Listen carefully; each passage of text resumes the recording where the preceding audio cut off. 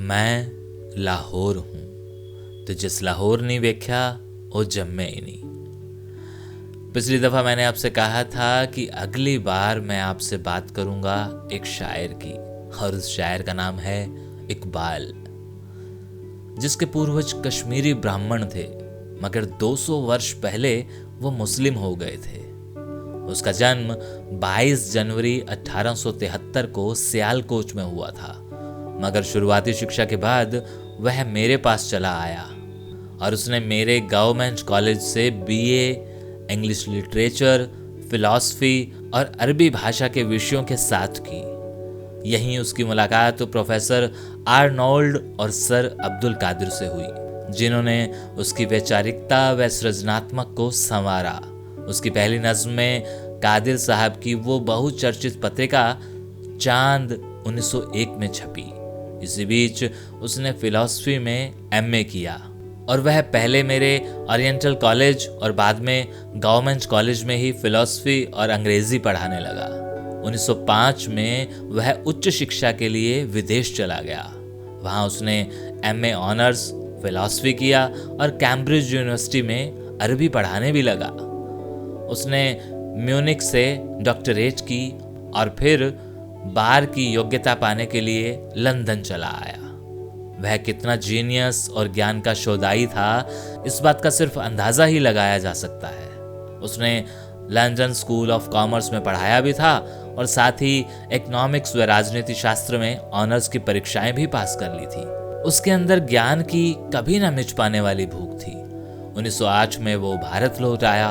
वह 1934 तक एक वकील के तौर पर मेरे यहाँ ही प्रैक्टिस करता रहा, लेकिन सेहत के आधार पर उसने वकालत छोड़ दी।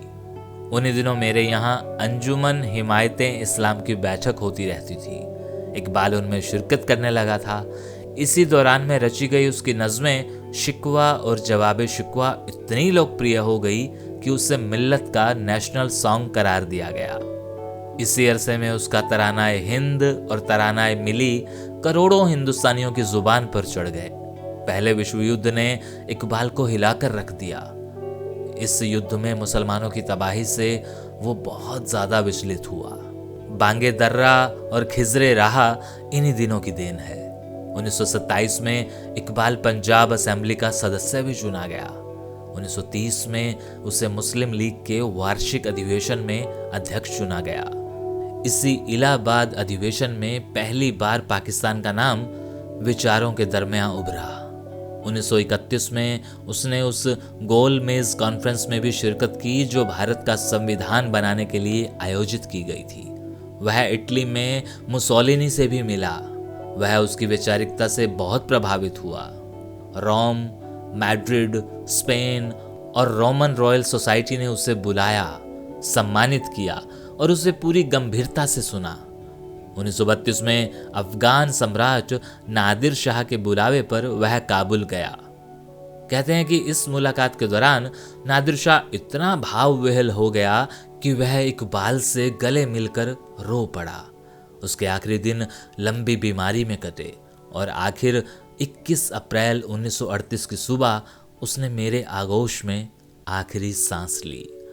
अपनी मौत से कुछ लम्हे पहले उसने अपने भाई से कहा था, मैं मुसलमान हूँ और सच्चा मुसलमान मरने से नहीं डरता। जहाँ तक मेरे इस विद्वान ज़हीन बेटे की शायरी का ताल्लुक है, थोड़ा बता दूँ कि इकबाल ने अपनी कुछ नज़में दिल्ली में उर्दू के महान शायर दाग को इंशाअल्लाह संशोधन के लिए भेजी थी। इंशाअल्लाह यानी संशोधन के लिए भेजी थी, मगर दाग ने जवाब दिया कि नज़मों का स्तर पहले ही ऊंचा था, इसलिए इंशाअल्लाह की कोई गुंजाइश ही नहीं थी। बाद में दाग बड़े गर्व के साथ इस बात का जिक्र किया करते कि इकबाल उनके पास इंशाअल्लाह के लिए नज़में गज़लें भेजता था। अब कई लोग सवाल उठाते हैं कि सारे जहां से अच्छा हिंदुस्तान हमारा जैसा गीत लिखने वाला शख्स अलग मुस्लिम देश की स्थापना का पैरोकार कैसे हो गया। जिस शख्स ने राम व नानक पर नज़में लिखी, उसने कट्टर मुस्लिम कहलाना क्यों पसंद किया। मगर सवाल उठाने वाले अक्सर भूल जाते हैं कि इकबाल मूलतः मुस्लिम धर्मानुयायी था और एक चिंतक व फिलोसफर होने के नाते उसका नजरिया व्यापक था। जब उसने इस्लामिक स्टेट की बात की तब जिन्ना तो सियासत से ही थोड़ा हट चले थे। वह कुछ अरसे तक सक्रिय राजनीति से अस्थायी रूप से बाहर हो गए थे, मगर इकबाल ने सार्वजनिक रूप में जिन्ना की तारीफ की थी और उन्हें पूरे मुल्क में मुसलमानों का सबसे महत्वपूर्ण मार्गदर्शक माना था। इकबाल कश्मीर के बारे में भी संवेदनशील था। उसने 14 अगस्त 1934 को कश्मीर दिवस मनाने का ऐलान भी किया था, क्योंकि इकबाल यह महसूस करता था मुस्लिम इंडिया का ख्वाब तब तक अधूरा रहेगा जब तक इस्लामिक स्टेट ऑफ कश्मीर आज़ाद नहीं हो जाता।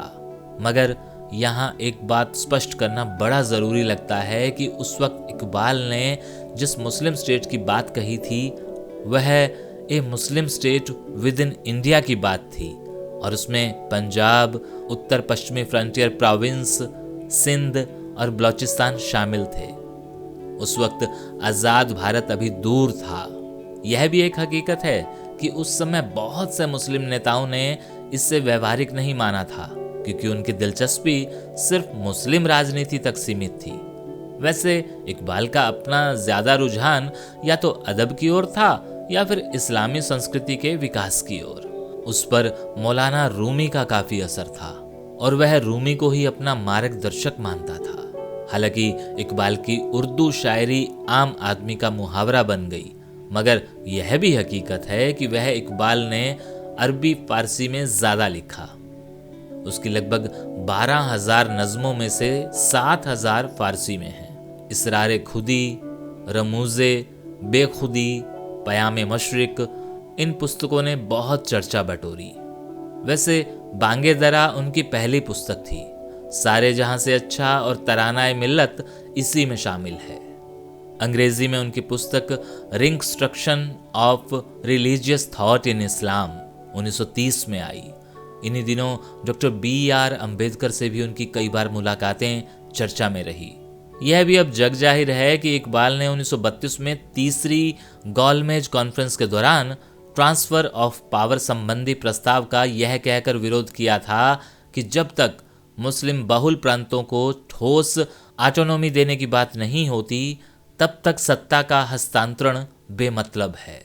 और अगली दफ़ा बात करूंगा गजब के कलमकार की, जो मेरे यहाँ पैदा तो नहीं हुआ लेकिन उसने अपना आखिरी लम्हा, आखिरी सांसें मेरे यहाँ ली, और जिसका नाम है मंटो। और हाँ, मुझे मत भूलिएगा, क्योंकि मैं लाहौर हूँ, ते जिस लाहौर नहीं वेख्या वो जम्मिया ही नहीं।